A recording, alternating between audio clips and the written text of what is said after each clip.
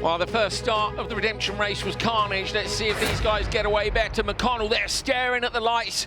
Hammer down now, release the handbrake and release all that horsepower down towards turn one on the inside line. It's a great start for R.J. Anderson, backs the car in, runs Matthias Ekstrom out wide. Ekstrom takes that long line in the background. Watch out here for Johan Kristoffersson. The RXR machine, he's passed 3 cars already. Going to try and take the McConnell line around the outside. RXR outside, inside line for Veloce. Rear end of Fraser McConnell kicks up super high.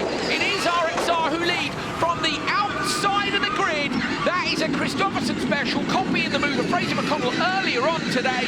Goes from outside to inside and gets the whole shot. That's outstanding. Look at Ekstrom, he's so close behind the Veloce machine, and Fraser McConnell's in there as well.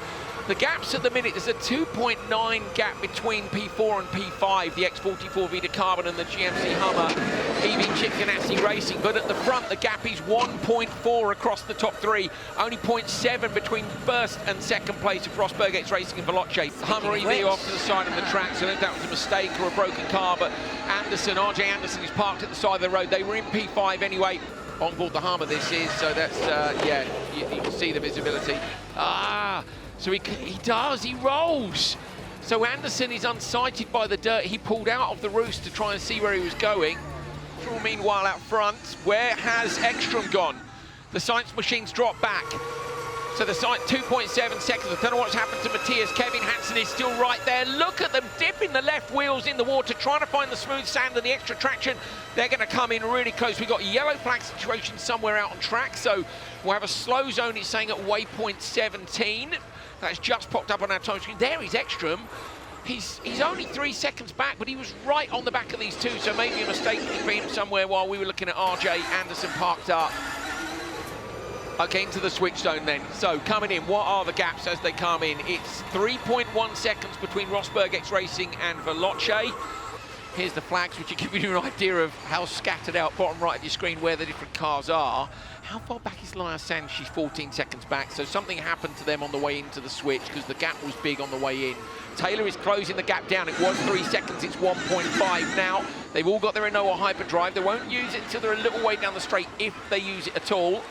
Let's see if either of them tries. I don't think Taylor will do it this lap because she's not quite close enough. So she'll do a whole nother lap and see if she can use it on the last lap to pass. And likewise, Arlen Kotlinski's hanging on to it to defend from that move. Yeah. Okay, so that's, okay. Taylor's, for some reason, Taylor looked to me like she ran wide.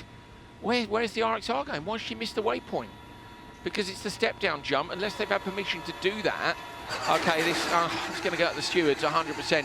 So, okay, pick this apart. Molly Taylor looked like she ran what they have had permission. They've had permission to miss that jump. We've just heard from race control, so there won't be a penalty for that. Taylor ran wide, and she then used her hyperdrive to try and gain the time again, but that was on the way into the slow zone. So she's then had to kill it straight away. So she's lost what I think was her best chance of overtaking on the straight. Nearly 7 seconds ahead of Molly Taylor of Veloce Racing. Yeah, that's a big old gap now. They'll be on the radio to Arlen Kotlinski and just saying, you know what, you can chill a bit. You've got a bit of space. Here she uses the Enoa hyperdrive. That's exactly where I thought she would use it. I thought she'd have to use it to defend from Taylor, who would be doing the same thing. But Taylor's used it earlier on in the lap, and unfortunately they're not going to be able to find a way past now. Well, coming up then on to the last few crests. Kristoffersson and Arlen Kotlinski didn't have the easiest of starts to this weekend today. Just a few little issues, caught in traffic in Q1. In Q2, you saw how pumped Johan Kristoffersson was because he knew he'd done enough of a job to get them up into the final over that crest jump towards the end of the lap. Coming around now, just a couple of corners to go. They won the first round in Saudi last year. They've won 5 of the 10 events in Extreme E in the history of this series. And with just a couple of corners to go, coming up towards the finish line jump, on board that car is Michaela Arlen Kotlinski for RXR. Over the finish line, they take the win in round 1 of 2023 Extreme E. Brilliant fight back after an amazing pass by Kristoffersson in the run to turn 2. P2 goes to Hansen and Taylor for Veloce. It'll be Ekstrom and Sands in P3. Veloce Racing! There we go then. Unexpected, wasn't it?